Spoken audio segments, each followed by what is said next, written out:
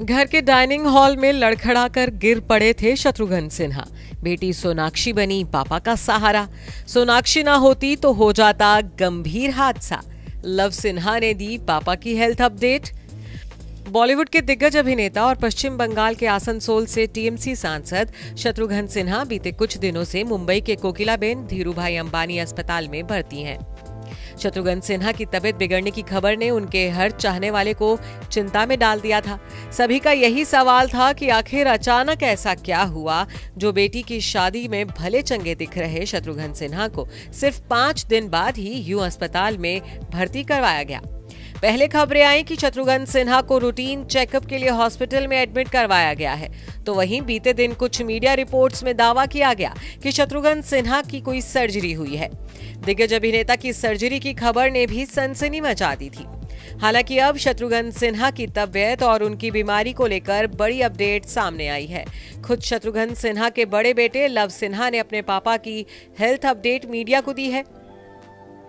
Love Sinha के मुताबिक शत्रुघ्न सिन्हा की सर्जरी नहीं हुई है, उन्हें वायरल फीवर के चलते हॉस्पिटल में एडमिट करवाया गया है। पापा के बारे में बात करते हुए लव सिन्हा ने मीडिया से कहा कि पिछले कुछ दिनों से पापा को वायरल बुखार और कमजोरी थी, इसलिए हमने उन्हें अस्पताल में भर्ती कराने का फैसला किया ताकि डॉक्टर उनकी जांच कर सकें और उचित ट्रीटमेंट दे सकें।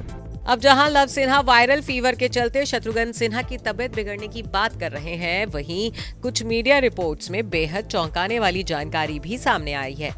रिपोर्ट्स के मुताबिक सोनाक्षी की शादी के सिर्फ 2 दिन बाद यानी कि 25 जून को शत्रुघ्न सिन्हा अपने घर में ही एक हादसे के शिकार हो गए थे। शत्रुघ्न अपने घर के डाइनिंग हॉल में गिर गए थे।